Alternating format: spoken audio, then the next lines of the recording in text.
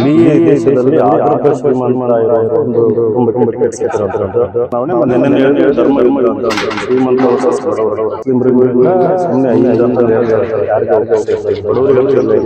ಏನು ನೈತಿಕತೆ ದಾವಣಗೆರೆ ಉಪಚುನಾವಣೆ ಈಗಾಗಲೇ ಗರಿಗೆದರಿದ್ದು ಅಭ್ಯರ್ಥಿಗಳು ಪ್ರಚಾರ ಕಾರ್ಯದಲ್ಲಿ ಬ್ಯುಸಿಯಾಗಿದ್ದಾರೆ.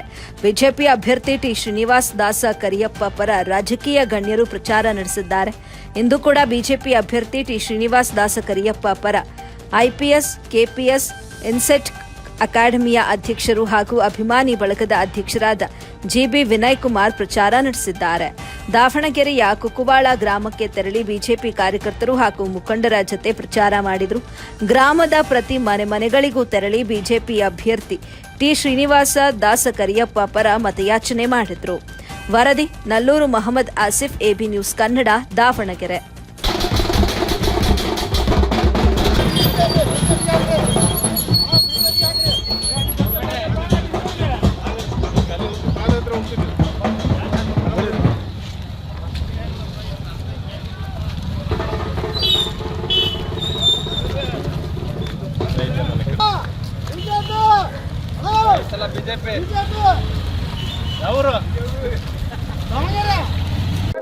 ಸರ್, ಈಗ ದಾವಣಗೆರೆ ದಕ್ಷಿಣ ವಿಧಾನಸಭಾ ಕ್ಷೇತ್ರ ಬಹಳ ಹೈ ವೋಲ್ಟೇಜ್ ಆಗಿದೆ. ತಾವು ಸಹ ಸ್ವಾಭಿಮಾನಿ ಬಳಗದಿಂದ ಅಧ್ಯಕ್ಷರಾಗಿದ್ದೀರಾ, ರಾಜ್ಯಾಧ್ಯಕ್ಷರಾಗಿದ್ದೀರಾ. ಈ ಸತಿ ದಿಢೀರ್ ಅಂತ ಹೇಳಿ ಬಿಜೆಪಿ ಪರವಾಗಿ ನೀವು ಪಾದಯಾತ್ರೆ ಮಾಡ್ತಿದ್ದೀರಾ. ಇದರ ಹಿಂದೆ ಏನು? ದಾವಣಗೆರೆ ದಕ್ಷಿಣ ವಿಧಾನಸಭಾ ಕ್ಷೇತ್ರದಲ್ಲಿ ಬಿಜೆಪಿ ಒಬ್ಬ ಸಾಮಾನ್ಯ ಕಾರ್ಯಕರ್ತನ ಗುರುತಿಸಿ ಒಬ್ಬ ಬಡವರ ಮಗನಿಗೆ ಟಿಕೆಟ್ ಕೊಟ್ಟಿದೆ. ಅದು ಪಕ್ಷದಲ್ಲಾದ ಬದಲಾವಣೆ, ಪಕ್ಷದಲ್ಲಿ ಒಂದು ಚಿಂತನೆ ಏನಿದೆಯಲ್ಲ ಅದು ಬಡವರ ಪರ ಮತ್ತು ಶೋಷಿತರ ಪರ, OBC ಪರ ಇರುವಂತದ್ದು. ಆಮೇಲೆ ಆ ಕಡೆ ಯಾರಿಗೆ ಟಿಕೆಟ್ ಕೊಟ್ಟರಂತಾನೆ ನಾವು ಪ್ರಶ್ನೆ ಹಾಕ್ಬೇಕು. ಆ ಕಡೆ ಟಿಕೆಟ್ ಯಾರು ಸಿಕ್ಕಿದೆ? ಇಡೀ ದೇಶದಲ್ಲಿ ಅಗ್ರಭ ಶ್ರೀಮಂತ ಇರುವಂತ ಒಂದು ಕುಟುಂಬಕ್ಕೆ ಟಿಕೆಟ್ ಸಿಕ್ಕಿರುವಂತದ್ದು. ಇವಾಗ ಅವ್ರ ಪರವಾಗಿ ಹೋಗೋದಕ್ಕೆ ಮನಸ್ಸಾಕ್ಷಿ ಇರುವಂತವ್ರು, ಆತ್ಮಸಾಕ್ಷಿ ಇರುವಂತ ಎಂತ ವ್ಯಕ್ತಿಗಳಿಗೂ ಒಪ್ಪಲ್ಲದು, ಸ್ವಾಭಿಮಾನ ಇರೋರಿಗೆ ಒಪ್ಪಲ್ಲ. ಆಮೇಲೆ ಸ್ವಾಭಿಮಾನ ಚುನಾವಣೆ ನೆನ್ನೆ ಹೇಳಿದ್ರೆ ಇದು ಧರ್ಮ ಯುದ್ಧ ಅಂತ ಅಂದ್ಬಿಟ್ಟು, ಶ್ರೀಮಂತ ವರ್ಸಸ್ ಬಡವರದ್ದು. ಆಮೇಲೆ ನಾನು ಕಾಂಗ್ರೆಸ್ ಅಲ್ಲಿ ಬೆಳೆಯೋದಕ್ಕೆ ಅವಕಾಶ ಇಲ್ಲ, ಅಲ್ಲಿ ಯಾರಿಗೂ ಅವಕಾಶ ಇಲ್ಲ, ಮುಸ್ಲಿಮ್ರಿಗೂ ಇಲ್ಲ, ಸುಮ್ಮನೆ ಅಹಿಂದ ಅಂತಂದು ಹೇಳ್ತಾರೆ, ಯಾರಿಗೂ ಅವಕಾಶ ಇಲ್ಲ, ಅಲ್ಲಿ ಬಡವರಿಗಂತೂ ಇಲ್ಲ. ಸೊ ಇಂಥ ಒಂದು ವಾತಾವರಣದಲ್ಲಿ ಒಬ್ಬ ಸಾಮಾನ್ಯ ಕಾರ್ಯಕರ್ತರಿಗೆ ಟಿಕೆಟ್ ಕೊಟ್ಟಾಗ ಈ ಒಂದು ಕ್ಷೇತ್ರದಲ್ಲಿ ಅವ್ರನ್ನ ಗೆಲ್ಲಿಸ್ಕೊಂಡ್ರೆ ನಮ್ಮಂತ ರಾಜಕೀಯ ಹಿನ್ನೆಲೆ ಇಲ್ಲದ ಯುವಕರು ಬೇರೆ ಕ್ಷೇತ್ರದಲ್ಲಿ ಯಾರು ರಾಜಕಾರಣಕ್ಕೆ ಬಂದು ರಾಜಕಾರಣ ಮಾಡ್ಬೇಕಂತಿರ್ತಾರೆ, ಅವ್ರಿಗೆ ಒಂದು ಧೈರ್ಯ ಬರುತ್ತೆ.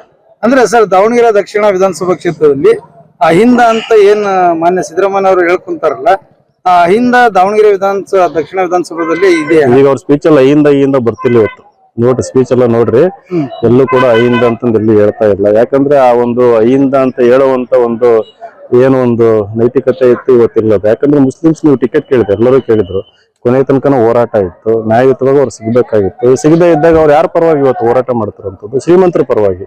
ಇಲ್ಲಿ ಯಾವುದೇ ಜಾತಿ ಧರ್ಮ ಬರೋದಿಲ್ಲ, ಶ್ರೀಮಂತ ಮತ್ತು ಬಡವ, ಶ್ರೀಮಂತರ ಪರವಾಗಿ ಮುಂದಾರಿಗೆ ಅವರು. ಸರ್, ಈಗ ವಿನಯ್ ಕುಮಾರ್ ಜಿಬಿ ಅವರು ಸ್ವಾಭಿಮಾನಿ ಬಳಗದ ಅಧ್ಯಕ್ಷರಾಗಿದ್ದಾರೆ.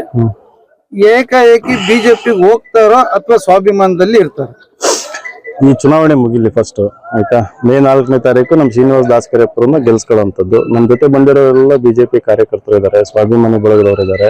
ಆಮೇಲೆ ಸ್ವಾಭಿಮಾನಿಗಳು ಯಾರು ದಾವಣಗೆರೆಯಲ್ಲಿ ಬದಲಾವಣೆ ಆಗ್ಬೇಕಂತಂದು ನಮ್ಮ ಜೊತೆಗೆ ಕೊಪ್ಪಳದಿಂದ ಬಂದಾರೆ, ಹಿರಿಯೂರಿಂದ ಬಂದಾರೆ, ಒಬ್ರು ಹೊಳಲ್ಕೆರೆಯಿಂದ ಬಂದಿದ್ದಾರೆ, ರಾಯಚೂರಿಂದ ಒಬ್ಬ ಬಂದಾರೆ, ಬೀದರಿಂದ ಒಬ್ಬ ಸುನೀಲ್ ಅಂತ ಹುಡುಗ ಬಂದಿದ್ದಾನೆ. ಸೊ ಅವರೆಲ್ಲ ಅಭಿಮಾನಿಯಿಂದ ಬಂದಿದ್ದಾರೆ. ಸೊ ಈ ಎಲೆಕ್ಷನ್ ರಿಸಲ್ಟ್ ಬಂದ ಮೇಲೆ ಅದ್ರ ಬಗ್ಗೆ ನಾವು ಚಿಂತನೆ ಮಾಡೋಣ. ಸರ್, ರಿಸಲ್ಟ್ ಏನಾಗ್ಬೋದು? ಯಾಕಂದ್ರೆ ರಿಸಲ್ಟ್ ಆಲ್ರೆಡಿ ಬರ್ದಾಗಿದೆ.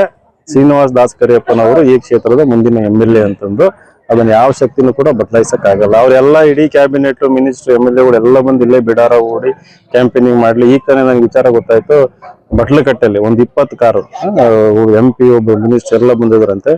ಜನ ಯಾರು ಮಾತು ಕೇಳ್ತಿರ್ಲಿ, ಇವಾಗ ಎಲ್ಲ ಒಂದ್ ಸೈಡ್. ಸರ್, ಈಗ ರಾಜಕಾರಣದಲ್ಲಿ ಲೀಡರ್ಸ್ ಅಂತ ಇರ್ತಾರೆ. ಅವರು ಈ ತರ ಒಂದು ಚುನಾವಣೆ ಬಂದಾಗ ಆ ಲೀಡರ್ಸ್ ಸಹಜವಾಗಿ ಟಿಕೆಟ್ ಕೇಳ್ತಾರೆ. ಮತ್ ಸಣ್ಣ ಬಡ ಲೀಡರ್ಗಳು ಇಂತ ಚುನಾವಣೆ ಎದುರಿಸಬೇಕಂದ್ರೆ ಈ ತರ ವಾತಾವರಣದಲ್ಲಿ ಯಾವ ತರ ಇಲ್ಲ, ಅದಕ್ಕೆ ಪಾದಯಾತ್ರೆ ಮಾಡ್ತಿರೋದು. ಇವತ್ತು ಸಾಮಾನ್ಯರು ರಾಜಕಾರಣದಲ್ಲಿ ಬೆಳಿಬೇಕು ಅಂತಂದ್ರೆ ನಾವು ಜನಪರ ಹೋರಾಟ ಮಾಡ್ಬೇಕು, ಪಾದಯಾತ್ರೆಗಳು ಮಾಡ್ಬೇಕು, ಜನಗಳ ಮಧ್ಯೆ ಇರ್ಬೇಕಾಗತ್ತೆ. ಸೊ ಯಾಕಂದ್ರೆ ಅವ್ರು ದುಡ್ಡು ಮುಂದೆ ಯಾರಿಗೂ ಫೈಟ್ ಮಾಡಕ್ ಆಗಲ್ಲ. ಸೊ ಜನಗಳು ಮನಸ್ಸನ್ನ ಪರಿವರ್ತನೆ ಮಾಡ್ಬೇಕು. ನಾವು ನಿರಂತರವಾಗಿ ಜನಗಳ ಸಂಪರ್ಕದಲ್ಲಿ ಇವತ್ತು ನಮ್ಮ ಶ್ರೀನಿವಾಸ್ ದಾಸ್ ಕರಿಯಪ್ಪ ಅಂತ ಕ್ಯಾಂಡಿಡೇಟ್ ನಿರಂತರವಾಗಿ ಜನಗಳ ಮಧ್ಯೆ ಇರುವಂತ ಕ್ಯಾಂಡಿಡೇಟ್. ಹಾಗಾಗಿ ಅವರಿಗೆ ಗೆಲುವಾಗ್ತದೆ. ಸರ್, ಈಗ GB. Vinay Kumar IPS KPS institute ಅಕಾಡೆಮಿಯ ಅಧ್ಯಕ್ಷರು ಹೌದು, ಆಮೇಲೆ ಸ್ವಾಭಿಮಾನಿ ಬಳಗದ ರಾಜ್ಯಾಧ್ಯಕ್ಷರು ಹೌದು. ಈಗ ನೀವು ಮುಂದಿನ ಜನರೇಷನ್ಗೆ ಒಂದು ಏನಾದ್ರು ಮೆಸೇಜ್ ಕೊಡೋದಾದ್ರೆ ಏನ್ ಕೊಡ್ಬೋದು? ಸ್ವಾಭಿಮಾನ ಬೆಳೆಸ್ಕೊಳ್ರಿ, ಪ್ರಜಾಪ್ರಭುತ್ವ ಕಾಪಾಡೋ ಕೆಲಸ ಮಾಡಿ, ಸಂವಿಧಾನ ಓದಿ, ಸಂವಿಧಾನದಲ್ಲಿರುವಂತ ಆಶಯಗಳು ಏನಿದಾವಲ್ಲ ಪೀಠಿಕೆನಲ್ಲೆಲ್ಲ ಬರ್ತಾರೆ. ಎಲ್ಲರಿಗೂ ಸಾಮಾಜಿಕ, ಆರ್ಥಿಕ, ರಾಜಕೀಯ ನ್ಯಾಯ ಅಂತಂದು, ಆಮೇಲೆ ಸಮಾನತೆ, ಅವಕಾಶಗಳ ಮತ್ತು ಸ್ಥಾನಮಾನಗಳ ಸಮಾನತೆ ಅಂತ ಇದೆ. ಆಮೇಲೆ ಎಲ್ಲಾ ರೀತಿಯ ಸ್ವಾತಂತ್ರ್ಯ, ಅಭಿವ್ಯಕ್ತಿ, ವಿಚಾರ, ಶ್ರದ್ಧೆ, ಭಕ್ತಿ, ಎಲ್ಲಾ ರೀತಿ ಸ್ವಾತಂತ್ರ್ಯ ಅಂತ ಅವನ್ನ ನಾವು ಮೈಗೂಡಿಸ್ಕೊಂಡು ಬದುಕಿದ್ರೆ ನಮಗೆ ಸ್ವಾತಂತ್ರ್ಯ ಸಿಕ್ಕಿದ್ದಕ್ಕೂ ಸಾರ್ಥಕ ಆಗ್ತದೆ. ಆಮೇಲೆ ಇಂಥವ್ರು ಬೆಳೆಯಲ್ಲ ಅವಾಗ ಜನ ಇವನ್ನೆಲ್ಲ ಬೆಳೆಸ್ಕೊಂಡ್ರೆ ಏನ್ ಇವೆಲ್ಲ ಇದಾವಲ್ಲ ಇವು ಈ ಶಾಮನೂರ್ ಕುಟುಂಬ ಇಡೀ ಕ್ಷೇತ್ರ ತಮ್ಮ ಕೈಯಲ್ಲಿ ಹಿಡ್ಕೊಂಡು ಆಗರ್ಭ ಶ್ರೀಮಂತರಾಗಿ ಇವತ್ತು ಪಾಳೆಗಾರಿಕೆ ಮಾಡ್ತಿದಾರಲ್ಲ, ಅವಾಗ ಅಂತವ್ರಿಗೆ ಬೆಳೆದಕ್ಕೆ ಅವಕಾಶ ಇರಲ್ಲ. ಹಾಗಾಗಿ ಜನಗಳಿಗೆ ಹೇಳೋಂಥದ್ದು ಸಂವಿಧಾನ ಓದಿ, ಸಂವಿಧಾನದಲ್ಲಿರೋ ಮೌಲ್ಯಗಳನ್ನ ಮೈಗೂಡಿಸ್ಬಿಡ್ರಿ ಅಂತ. Okay, thank you. ನಮಸ್ತೆ.